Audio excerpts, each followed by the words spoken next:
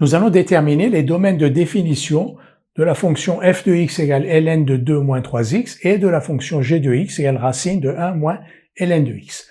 En matière de domaine de définition, jusqu'ici, nous avions deux préoccupations. Quand nous avions une racine, on faisait attention à ce que l'expression qu'il y a sous la racine soit positive ou nulle, et quand on avait un dénominateur, on veillait à ce que le dénominateur ne puisse pas s'annuler, donc on éliminait les valeurs de x pour lesquelles le dénominateur s'annulait.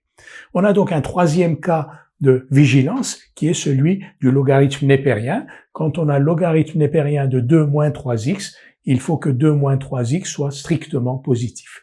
Quand on a ln de x doit être strictement positif. Donc nous allons déterminer les domaines de définition de f et de g maintenant en tenant compte de cette remarque. F est donc défini pour tout nombre réel x tel que 2 moins 3x soit strictement positif, donc df égale moins l'infini 2 tiers.